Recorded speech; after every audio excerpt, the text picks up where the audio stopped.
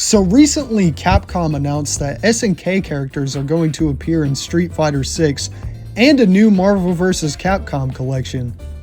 This is awesome, as it gave a lot of people the hope that their old and forgotten fighting game franchises will come back. Marvel vs. Capcom has been missing for 7 years, but what I think is more exciting is the fact that with SNK characters appearing in Street Fighter, we might get another SNK and Capcom crossover game, a series that hasn't seen a fighting game in 21 years. But while Marvel and SNK fans are eating, there's one franchise that's being swept under the rug by Capcom: Mega Man.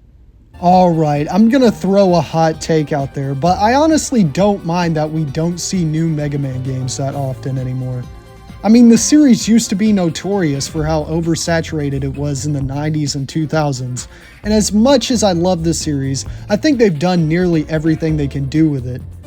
No, I'm gonna need to dig deeper to find a Capcom series that's been dormant for far too long.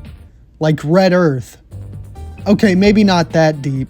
I'm looking for a series that had the opportunity to become a big franchise, had great effects on the future of its genre, and had characters that became big mascots for Capcom, but just never really took off enough. I'm of course talking about Darkstalkers. Now, when I was first getting into Darkstalkers, I assumed that because of how popular the characters were, that the series had quite a few games. I mean, after all, there was a game called Darkstalkers 3, so there's at least 3 distinct Darkstalkers games, right? Well, there's essentially 2. Here is the complete lineage of the series. The first game, known as Vampire the Night Warriors in Japan and Darkstalkers the Night Warriors everywhere else, a remake of the first game called Vampire Hunter Darkstalkers Revenge in Japan and Night Warriors Darkstalkers Revenge everywhere else, a sequel called Vampire Savior in Japan and Darkstalkers 3 everywhere else, despite the fact that it's the first chronological sequel, a shitty remake of the first game in the sequel's engine called Vampire Hunter 2, a shitty variant of the sequel with different characters called Vampire Savior 2, both released on the same day, a port of the sequel to the Dreamcast only in Japan and later the PSP and the rest of the world called Vampire Chronicle in Japan and Darkstalkers Chronicle everywhere else, a Japan-only collection of the 5 arcade games on the PS2 called Vampire Darkstalkers Collection, and finally, a compilation for the PS3 and 360 featuring the remake of the first game and the sequel called Vampire Resurrection in Japan and Darkstalkers Resurrection in the rest of the world. Did you get all that?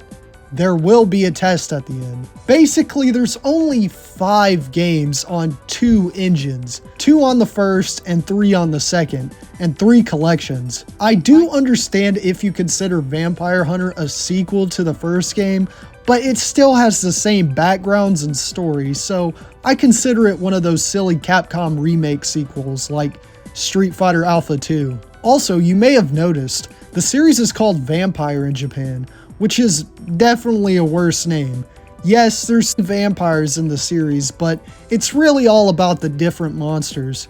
However, I do think the Japanese subtitles are way easier to follow.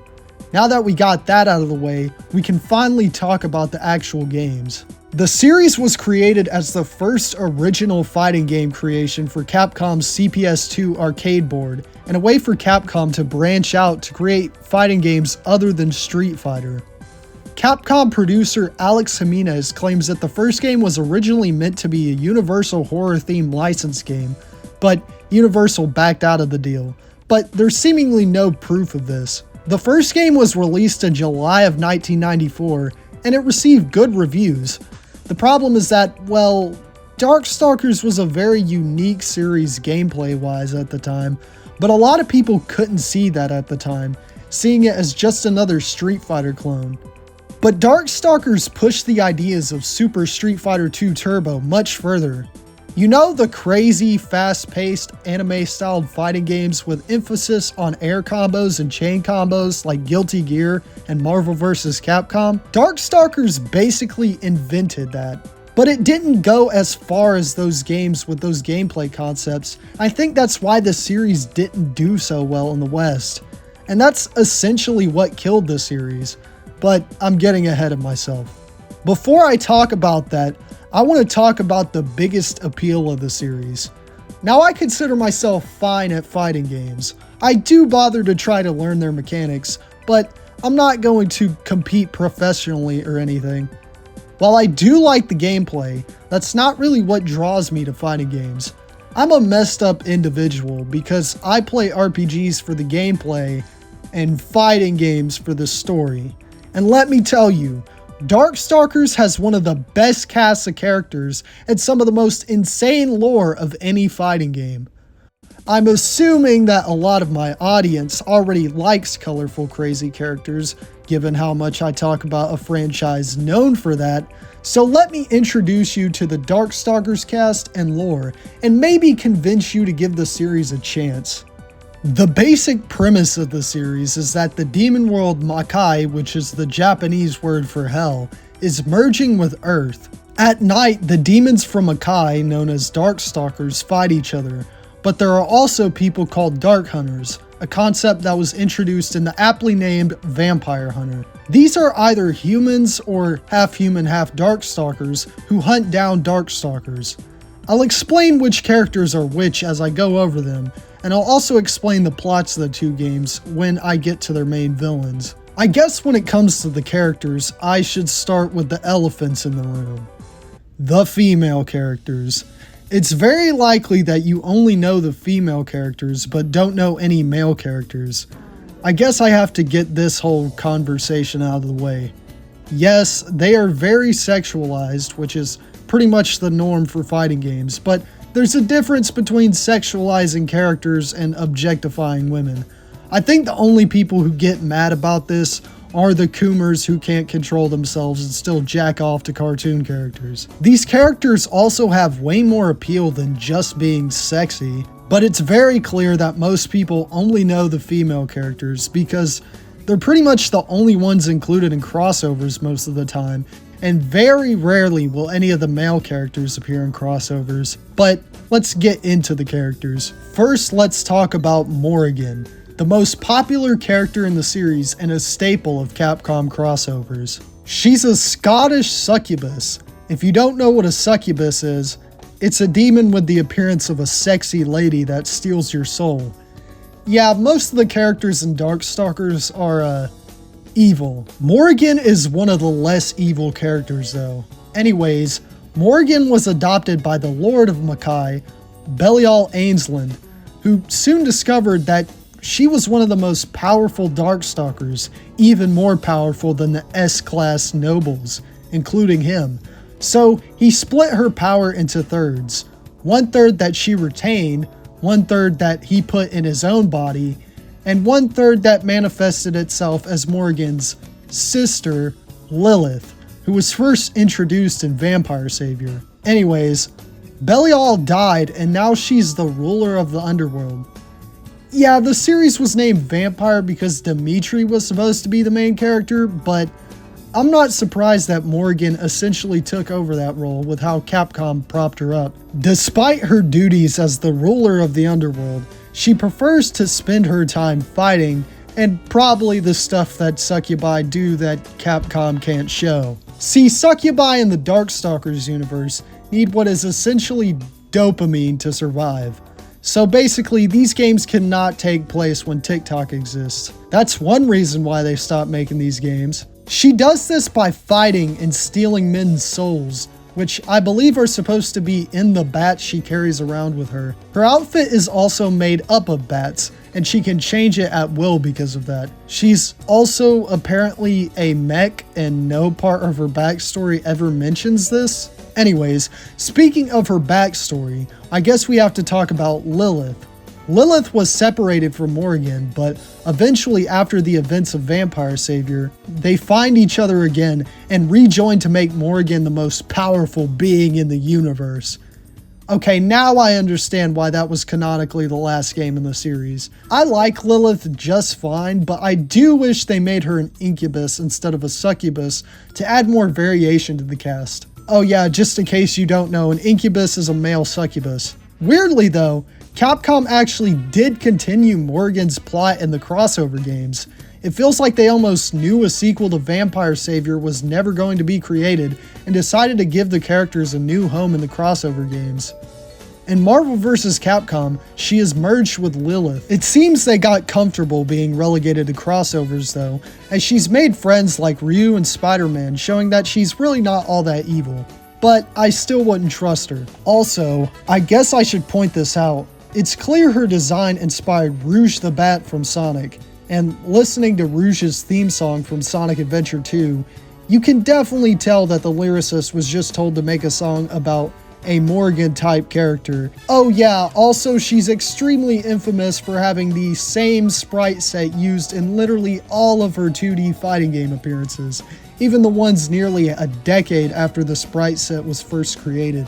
Next, I guess I have to talk about the second most popular character in the series, Felicia. Am I allowed to show this on YouTube? You do know she's naked, right? Yeah, while the sexualization of the succubi obviously makes sense, it's a little less justified for Felicia, other than someone at Capcom clearly likes catgirls. Look, Sonic! Anyways, she's a Catwoman from Vegas who hangs out with other catgirls who she's in a band with. At the end of Vampire Savior, she becomes a nun. This doesn't come out of nowhere though. Her backstory is that she was raised by a nun. Felicia is easily the least evil of all the characters in the series. She only fights when she needs to, and wants peace between humans and Darkstalkers. Now I am going to talk about a male character, Dimitri, the vampire who the series was initially named after. He's from where else? Romania, where he lives in his vampire castle with his servants. He has a rivalry with Morrigan as he wants to rule the underworld. He also has an aura that protects him from the sunlight. A smart move on Capcom's part as a way to right around the traditional vampire rules. While he seems like a darker and more down-to-earth character, he's just as goofy as the others. He has this super move called Midnight Bliss, where he transforms males into females and females into whatever he wants. He may suck a dude's blood, but he's not gay or anything like that. This move is pretty much the entire reason why he never appears in crossover games, as you have to draw versions of this move for every character. The only fighting game crossover that he appears in is SVC Chaos, because of course SNK was down to the task of drawing Midnight Bliss versions of every character. Now I'm going to do a lightning round for every other non-boss character that was introduced in the first release of the first game. Anakaris is the Egyptian mummy character. He's also the only male Darkstalker who appears in a 2D Marvel vs. Capcom game. He also has a unique sprite-changing super move called Pharaoh's Curse. Bishamon was a man who in the era of feudal Japan came across a cursed samurai armor and sword in his friend's antique shop. It began to take over his body and he became a husk of a man who was used as the vessel for the armor and sword to fulfill their bloodlust. In Vampire Savior, there's an alternate version of Bishamon called Oboro Bishamon, a version of him that learned to take control of the armor and sword himself.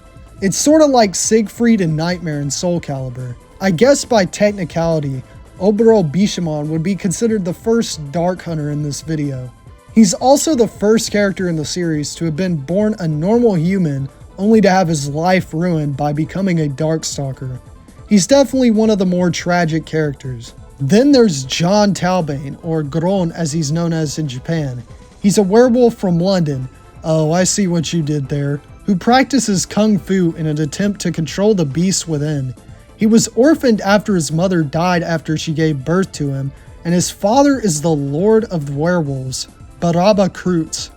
He's actually the character to change most between the first game and the remake, as he doesn't gain a lot of his signature moves until that game. He's also much more popular in the West than in Japan for some reason. He was originally going to be in Ultimate Marvel vs. Capcom 3 but didn't make the cut.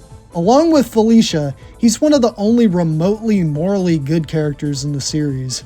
There's also Victor, who is literally just Frankenstein's monster, except for he has a holographic sister named Emily that he vows to protect. He also squeezes his opponents between his butt cheeks. Then there's Rikwo or Albath in Japan, who is a merman from Brazil, and Sasquatch, who is a Bigfoot from Canada.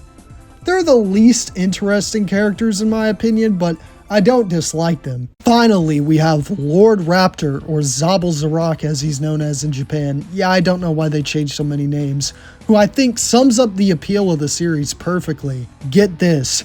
He was born in 1899 in Australia, became a rock star in his youth, somehow, and at one of his concerts, he made his audience perform a mass YouTube community violation, which led to him becoming a zombie, reincarnated by the Emperor Ozone. Now he walks around with a demon named Lamarta, who eats the other characters and turns them into basketballs that Lord Raptor slam dunks in him as he turns into a net. What crack was Capcom smoking? This is some shit I would come up with as a kid, and it's awesome. Aside from the ridiculous anachronism that reminds me of Samurai Showdown, which has stuff like a ninja in San Francisco in the late 18th century, who thought to combine zombies, Australia, rock stars, and basketball? And who came up with that absurdly dark backstory for him? I didn't even tell you all of it. This character is awesome. But now I'm finally gonna explain the plot of the first game to you. An evil alien named Pyron wants to eat Earth, and the Darkstalkers have to stop him. Wait, that's it? Yeah, pretty much. He also created the robots who killed all of the dinosaurs millions of years ago. What, you don't remember that in history? They were found by the Mayans and used by them until they were put to rest. One called Huitzil, or Phobos in Japan, woke up in modern-day Mexico when Pyron returned to Earth, and his mission is to destroy Earth. In Vampire Savior 2, he protects a little boy named Cecil as well. Now, most fighting games don't really have canonical winners of tournaments, but Dimitri is the one who defeats Pyron and obtains his power, so I guess they were doing the whole buffing a character up plot-wise thing before Morrigan and Lilith merged. Vampire Hunter shares its story with that of the first games, but introduces the first Dark Hunter characters into the franchise. However, they are fittingly both vampires, hence the name Vampire Hunter. Donovan Bane is a Dhampir, which, for those of you who don't know, is a half-human, half-vampire. He practices Buddhism and hunts Darkstalkers as they killed his human mother and the rest of his village. Because of this, you would think he was a good guy, but actually no. The PS2 collection contains an alternate version of him called D, where his vampire side has taken over, and if you take what you do in gameplay as canon, you can kind of see him as a bigot as he slaughters innocent Darkstalkers like Felicia and John, but that's probably not what you know Donovan for. Donovan also takes care of an orphan girl called Anita, and she's easily the most popular non-playable character in the series. The other Vampire Hunter is Hsien Ko, or Lele in Japan. Her mother was attacked by monsters and sacrificed herself to fend them off.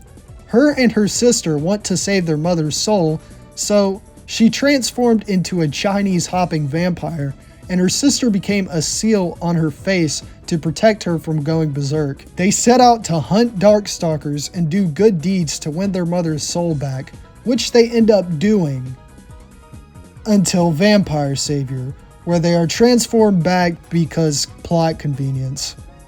She's also fairly popular, having been featured in Ultimate Marvel vs. Capcom 3. Now I have to talk about the 4 new characters added to Vampire Savior. Lilith, who I've already discussed, QB, Jetta, and Baby Bonnyhood. These characters replace Donovan, Phobos, and Pyron. This is basically the entire reason why Vampire Hunter 2 and Vampire Savior 2 were made, so they could put said characters back in the game. QB is the leader of the Soul Bees, who feast on souls in order to survive.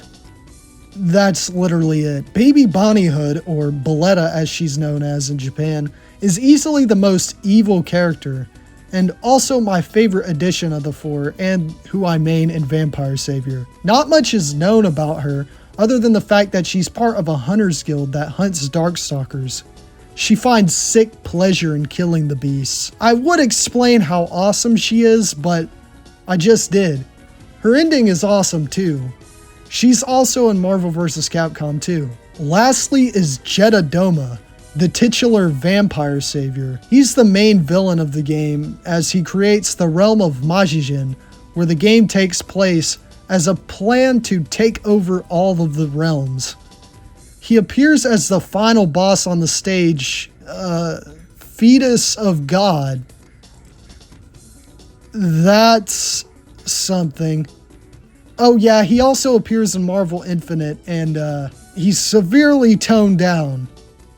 That's it for the cast, really. Now I want to get into the debate about the series' tone.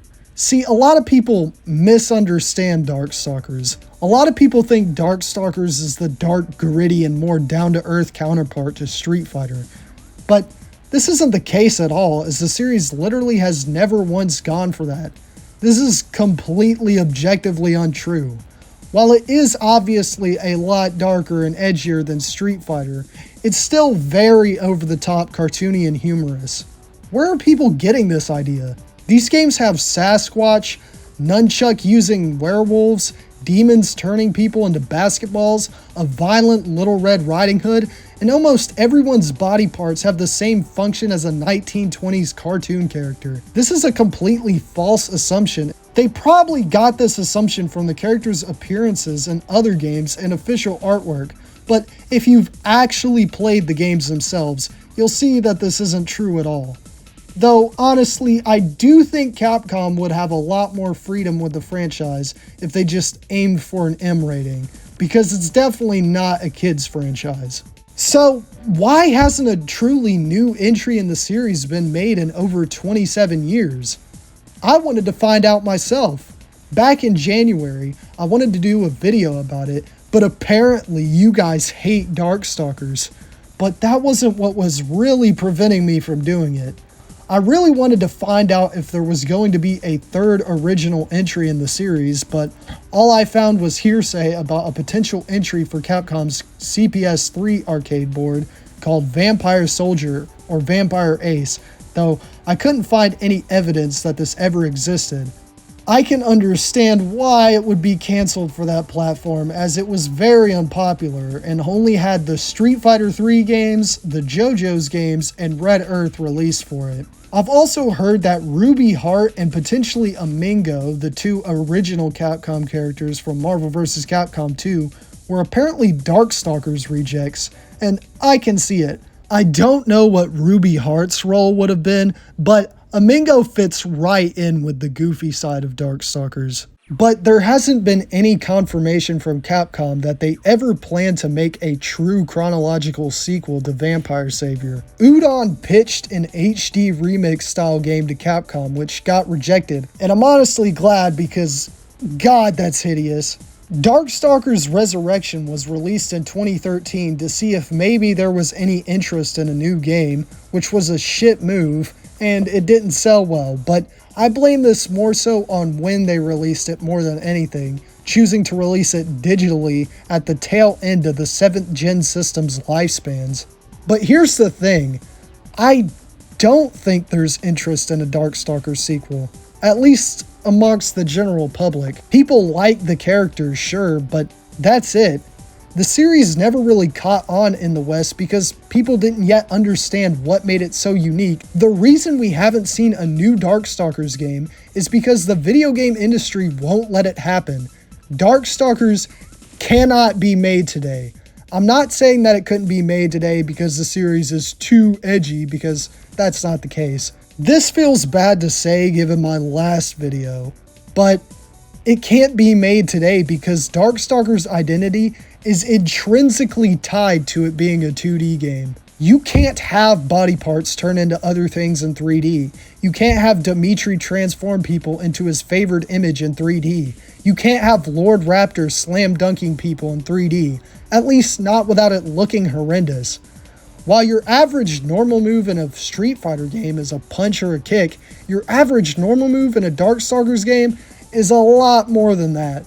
Out of every video game series ever made, Darkstalkers is the one that absolutely can't be transitioned into 3D without a core piece of its identity being taken out. Darkstalkers has always been a super risky franchise, right? Making Darkstalkers exist in some way beyond its initial existence, beyond the initial Darkstalkers series, has always proved to be very challenging and very weird. But the video game industry was pushing for 3D and shunning 2D. But I already know what you're about to say. What about games like Sonic Mania and even Capcom's own Mega Man 9 and 10? Clearly these big Japanese companies do have interest in 2D games. Plus, Nintendo is really pushing for a move towards AA games, and it's doing well. Well, let me ask you this. What came after those games? And what games are Nintendo making? Mega Man 11, Sonic Superstars, and Super Mario Wonder. Yes, these are 2D games, but they are 2.5D games. The pixel art games are the exception rather than the rule. Studios still want to include those fancy 3D graphics so they can charge you $60 for the game. Even SNK, who held on to traditional 2D art for the longest time, eventually gave up. While Street Fighter successfully transitioned into 2.5D while still retaining its 2D game principles, Darkstalkers can't do that. Street Fighter has characters doing crazy stunts, yes, but it's not as absurdly cartoony as Darkstalkers is. Darkstalkers doesn't work in 3D. Also, 27 years is a mighty long time to not make a follow-up. It sucks, but I highly doubt Capcom or the general public would have an interest in the game, and I doubt even more that Capcom would still want to use the original assets to make a new game. I think the time has long passed for Darkstalkers to get its Mega Man 9 moment. It's really been replaced by the Versus series in the exact same way that Nintendo replaced F-Zero with Mario Kart. But I'm still grateful for what we did get, and even the way they continued it through their crossover games. But if Capcom ever wants to make a new Darkstalkers, I think they should really stick to using 2D pixel art. Not just because it looks the best and fits the vibe that the series goes for, but because I think it's best to not put too many resources into a game that's likely to be niche. They could do Arc System Works style of choppy 2.5D, but that might be too risky and expensive. I think that they should play it safe, and by doing that, I think it would exceed their expectations. The fighting game community is very dedicated to Capcom, and I think a new 2D Darkstalkers would do beyond well with that crowd. And I think by trying to give it a AAA budget and 3D graphics, they'd be overestimating their audience and alienating the one they would already have. But whatever, that's my idea. It really sucks that the franchise didn't catch on like it was clearly supposed to, but it came out at the wrong time. Too early for the crazy anime fighter craze, and too late for people to care about a new 2D game franchise. This month marks the series' 30th anniversary, and Capcom isn't doing anything with it other than that Marvel collection, so I felt like making this video and maybe encouraging a few people to check the series out. Thanks for watching. Follow my Instagram and/or Twitter. Link is in the description. Once again, thank you for watching.